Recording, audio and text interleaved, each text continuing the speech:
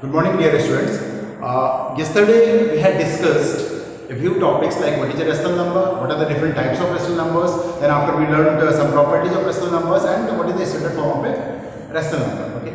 Today I am going to start with some of the examples of the topics which we had covered yesterday. Okay. So the very first question is express each of the following rational numbers in standard form. Okay. I am taking this book. Okay. Okay. The question says that. Question is express. Suppose I am taking one question from this. You have to express 30 upon minus 70. Suppose. Okay, let us take this. Okay. In standard form. Standard form.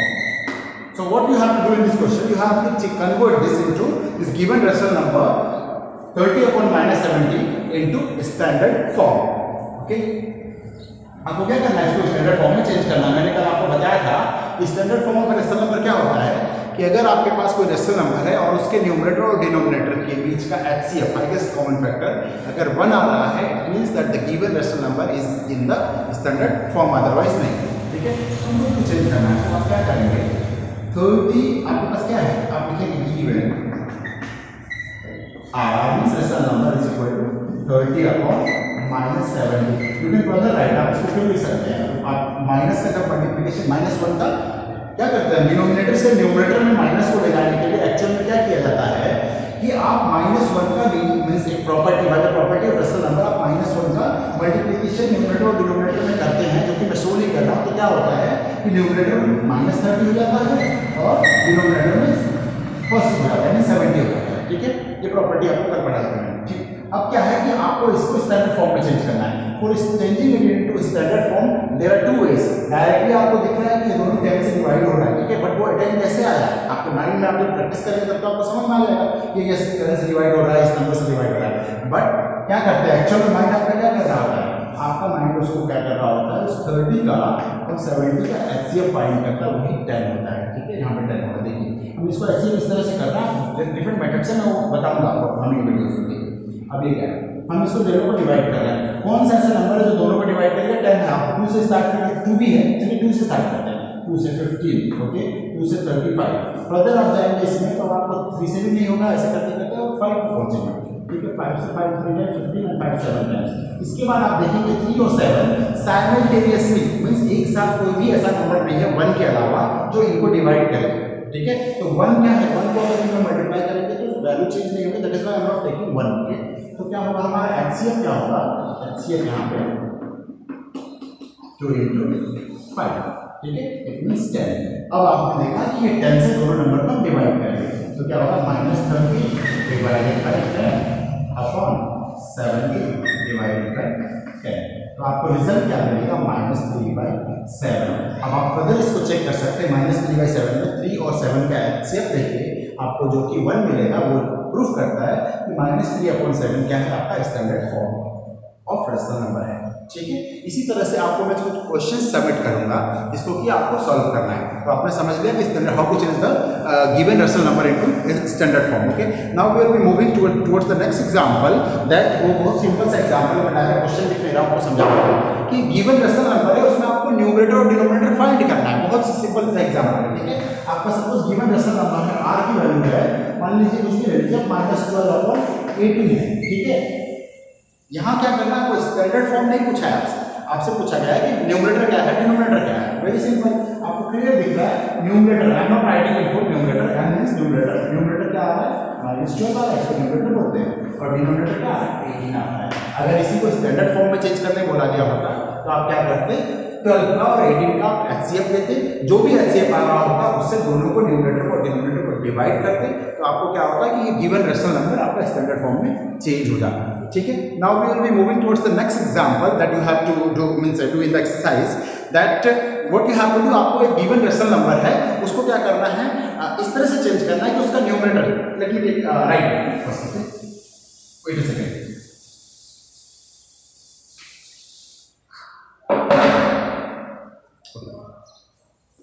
Question है, आपको express करना है suppose कुछ भी ले सकते हैं, जरूरी नहीं एग्जाम्पल दिया हुआ -3/4। आपको इस रेशनल नंबर को एक्सप्रेस करना है with denominator,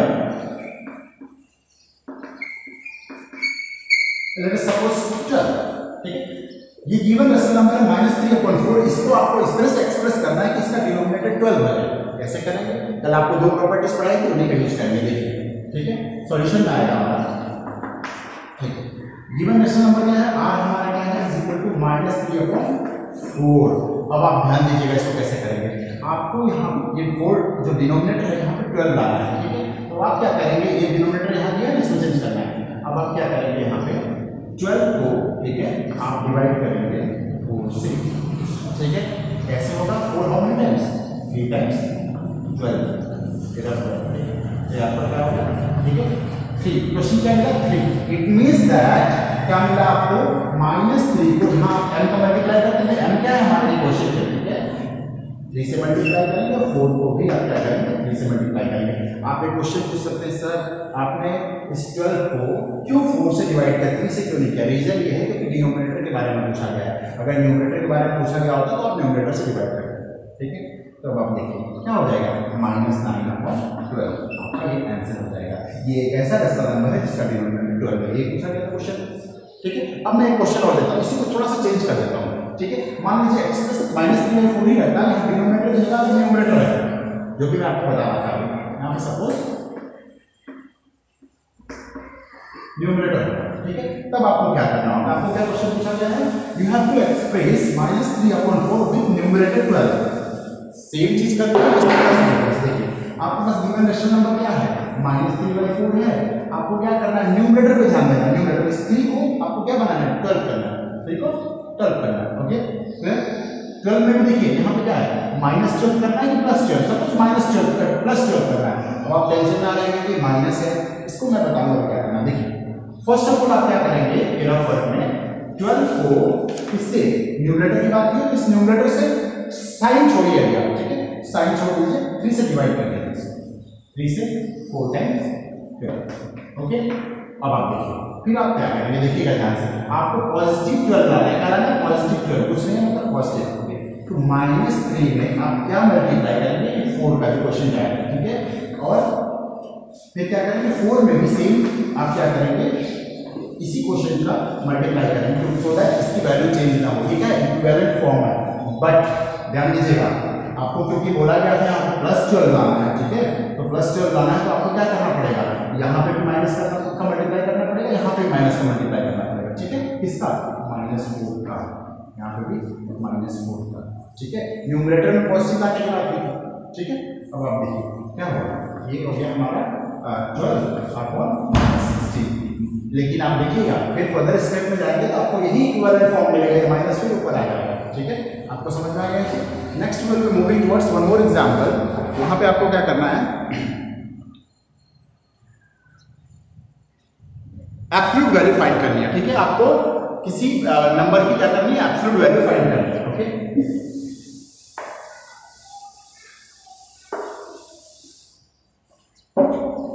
Suppose the question is find the absolute value, find the